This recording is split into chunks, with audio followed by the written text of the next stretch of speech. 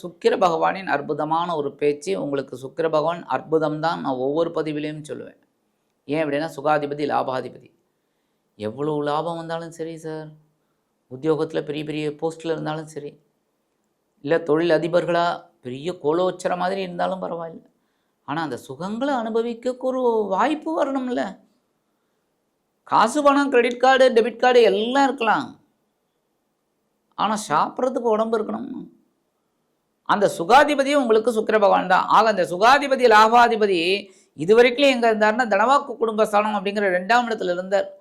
தனவரவு கண்டிப்பாக நிறைய வந்திருக்கணும். வாக்குறுதிகள் அப்படிங்கும்போது சும்மா அள்ளி வீசி அப்படியே போயிட்டு இருக்கலாம். குடும்பத்துக்கு என்னென்ன தேவையோ எல்லாம் வாங்கி போட்டிருக்கலாம். ஆனால் ஏன் பண்ணலை? கேது அங்கே இருந்தார். அதனால் தனவரவு அப்படியே டைட்டாகி அதுக்கப்புறம் வந்தது. ஒரு குடும்பத்துக்கு என்ன தேவையோ வாங்கியிருந்தீங்க, அப்படியே கொஞ்சம் கொஞ்சம் பரவாயில்ல, ஏதோ something is better then nothing அப்படி போயிட்டு ஏதோ ஒன்றும் இல்லை அப்படிங்கிற மாதிரி இல்லாமல் ஏதோ அந்த வகையில் இப்போ 2ஆம் வீட்டை விலகுவது நல்லது. ஏன்னா கேது விட்டு விலகுறார். ஆனால் 3ஆம் இடம் என்று சொல்லக்கூடிய சகாயஸ்தானத்தில் போய் நீச்சமடைகிறார் அப்படிங்கும்போதே உங்களது சுகாதிபதி, லாபாதிபதி நீச்சமடைகிறது கொஞ்சம் டென்ஷன் தான் கொடுக்கும். சுகங்களில் கொஞ்சம் கட் பண்ணி விடுவார். ஆரோக்கிய குறைபாடை கொடுப்பார். உத்தியோகத்தில் பிரச்சனைகளை கொடுப்பார். தொழில் வியாபாரத்தில் கொஞ்சம் டென்ஷனை கொடுப்பார். எல்லாத்தையும் மீறி நீங்கள் வரணும். ஏன்னா அவரே பலம் இல்லாமல் இருக்கார்.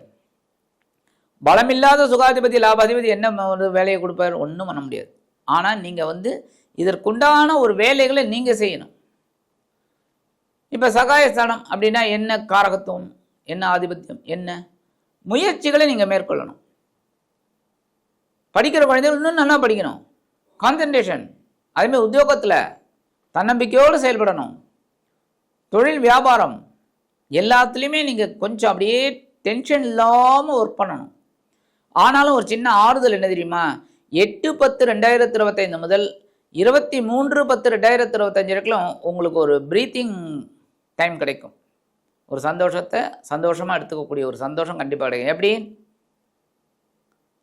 இந்த சுகாதிபதியும் லாபாதிபதியுமான சுக்கிர பகவான் இப்போ இருக்கிறது கன்னிராசி. கன்னிராசிக்கு அதிபதி புதன் இப்போ துலாம் ராசியில் இருக்கார்.